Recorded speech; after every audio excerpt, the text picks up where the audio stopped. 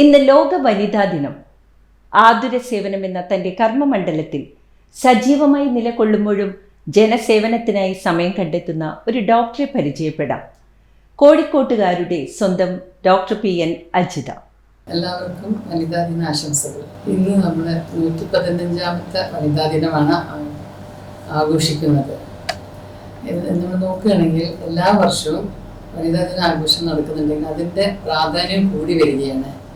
ഇന്നിപ്പം സ്ത്രീകൾ എല്ലാ മേഖലകളും ഉണ്ട്. സ്ത്രീകൾക്ക് വിദ്യാഭ്യാസത്തിൽ മുന്നിട്ട് നിൽക്കുന്നുണ്ട്. എന്നിട്ടും ഈ വനിതാ ദിനം ഇതിനെ ഇത്രയും കേമമായിട്ട് ആഘോഷിക്കാനുള്ള കാരണം നമ്മൾ ലിംഗസമത്വത്തിൽ എത്തുന്നില്ല. സ്ത്രീകൾക്ക് എഗെയിൻസ്റ്റുള്ള വിവേചനങ്ങൾ ഇന്നുമുണ്ട്.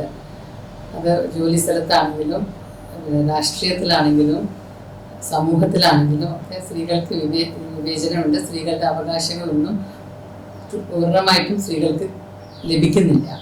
അതുകൊണ്ടൊക്കെ തന്നെയാണ് ഈ വനിതാ ദിനത്തിന് പ്രചാരണം ഏറി വരികയാണ്. കാരണം ഈ ഒരു ദിവസമാണ് സ്ത്രീകളുടെ ലിംഗ അസമത്വത്തെ കുറിച്ചും സ്ത്രീകളുടെ അവകാശങ്ങളെ കുറിച്ചും സ്ത്രീകൾ നേരിടുന്ന പ്രശ്നങ്ങളെക്കുറിച്ചും സ്ത്രീകൾക്ക് എഗെയിൻസ്റ്റുള്ള അതിക്രമങ്ങളെക്കുറിച്ചുമൊക്കെ എല്ലാ സ്ഥാപനങ്ങളും സംഘടനകളും സർക്കാരും ഒക്കെ ചർച്ച ചെയ്യുന്നത്.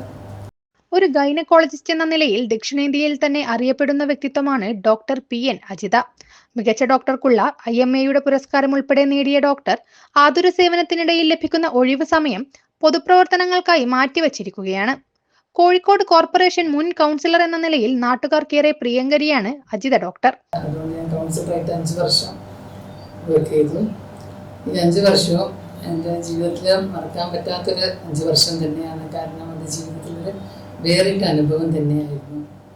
ആതുര സേവനവും ജനസേവനവും ഒരുമിച്ച് മുന്നോട്ട് കൊണ്ടുപോകുന്ന ഡോക്ടർ PN അജിതയെ വനിതാ ദിനത്തിൽ ACV ന്യൂസ് ആദരിച്ചു.